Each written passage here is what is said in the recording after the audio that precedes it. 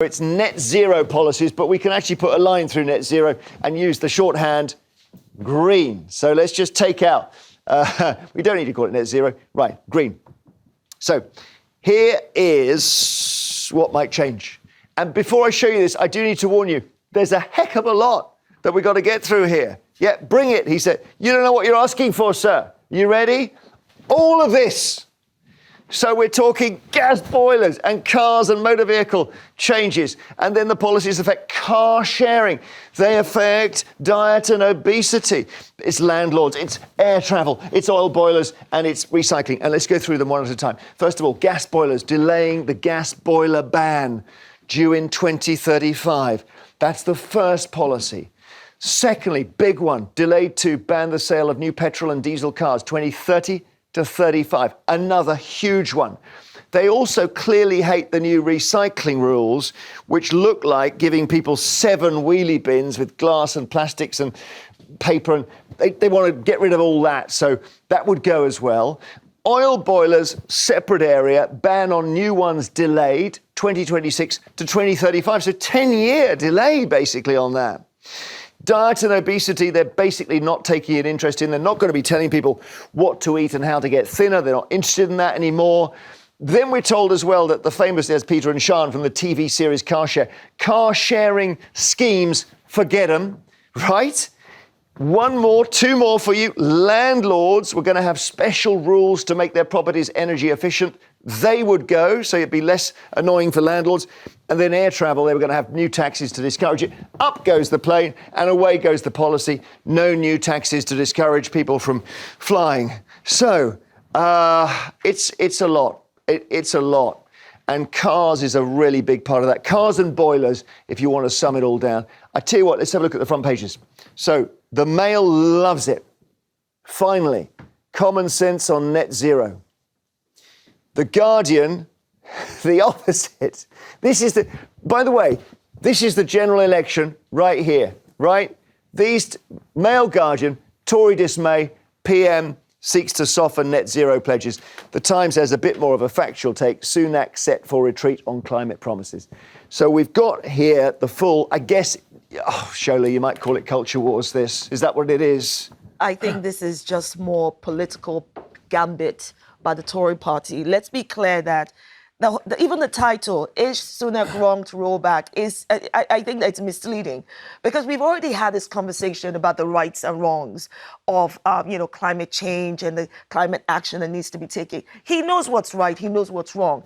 This is all about him having political advantage over Labour Party. This is not in the best interest of the country. It's not about our long-term interests like they try to put out. Our long-term interest is clean air. Our long-term interest is reducing greenhouse gas emissions and taking it. So pushing it further is simply their own tactic. I'm wondering what your friend over here will say, actually. Well, look, I thought 2030 was overambitious, but he set that date. And I agree with Shona. This is just a cynical ploy after the Uxbridge by-election to get re-elected, because he's realised, actually, the country, although they know and they say they want it, they need it, and we do, they're happy to vote against it because actually it's going to cost them money to implement it, changing your cars, so you would want him, you'd want him ideally to stick with it?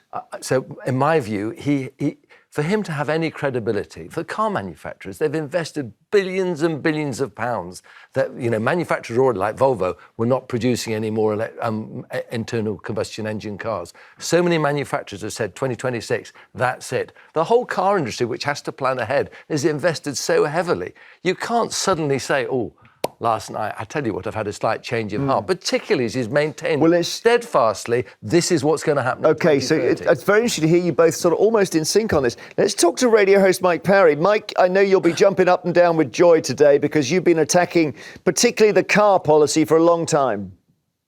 Well, I'm not jumping up and down with joy, but I'm celebrating the introduction of common sense. Now, my great colleague there, Dr. Shola, started her opinion on it by saying it's political. You see, I don't think it is political. I think for the first time in about 15 years, a politician, that's Rishi Sunak, has sat down and said, now, hang on, let's look at the common sense approach. What do we hope to gain by bringing in these green policies, which will cost everybody a lot of money, which will slow down the country, which will burden us with big debts, which will threaten our security of energy in this country? Why are we doing all this? Shola wants to And come the in. answer is Shola. because it's political dogma. Shola wants to come it's in. political dogma. The Green lobby have suddenly said green is good. Even the former Prime Minister, Boris Johnson, I was going to say Boris Becker then, Boris Johnson stood up at an international conference and said green is good, but green is only good if it benefits everybody. Let's Shola, benefit hang on, let Shola come in. She's very politely waving. Wait. Only 1% of emissions in the world come from this country. Go on. Thank you, if I may please speak. So my esteemed colleague, Mike, has referred to this as a common sense approach, which is utter, with all due respect, of course, nonsense.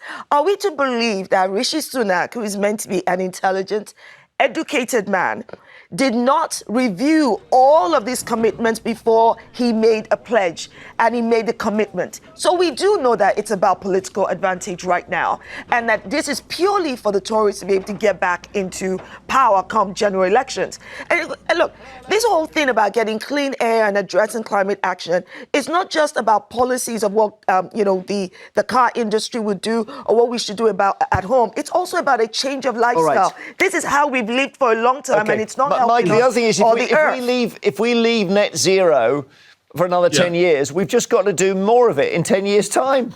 No, I don't agree. The eventual target is 2050, okay? How do we not know that by 2050, somebody will have invented a way to turn water into energy? We don't know that because it's a long time away. So what we are doing is we're going down this dark tunnel of saying, with this huge ideological belief, green is good, green isn't good. The cost of living crisis is the main thing that the Prime Minister has to worry about. And he's done a wonderful job in giving people hope that green taxes and all the cost of going green will be taken away from them before 2030. It's a marvellous move. Mike, didn't Rishi Sunak sit down with his advisors when he took over premiership, bearing in mind this was the biggest thing that he had to deal with, and work out whether or not 2030 was actually a realistic date in the country's interests, in the climate's interests, etc., etc.? Did he not, before he announced any of these provisions, decide that, yes, this is where we had to go? And has he not repeated all along, this is the date that's going to be met? What's caused this change of mind? How is it such a coincidence that it's after the Uxbridge by-election? Quickly, Mike, and I'll bring in a caller. Because we now know it's a very unpopular policy, because I put my faith in the British people for their common sense ahead of politicians. And the British people know it's a dogmatic political conflict. There we are. So he needs to, let's be clear, there is politics here. He needs to win the next general election. He's, we could probably all agree on this. And he's worked out that people will not vote in large numbers for green policies. He thinks he may be making a terrible mistake. Because he knows they're mad. Well, I'm not saying that. Keith in Wiltshire, what would you like to say? Well, I just think this is absolutely disgraceful, personally. What price do you put on the planet Earth? We've had global warming that's been going on for years. The ice caps are melting, adverse weather. And to hear Mike Parry go on like he just has, he's a very, very ignorant person. I drive a petrol vehicle. OK, that's my choice. If people want to drive electric vehicles, let them. Well, hang on. If Mike's, why are you driving a petrol vehicle and calling Mike Parry ignorant? Well, that's only because I've not had a chance to get an electric one yet. I just don't have the funds to do that. All right. Apologies if that was unfair. I just don't think that Mike Parry saying these green issues will cost us a lot of money. All right, he may be right.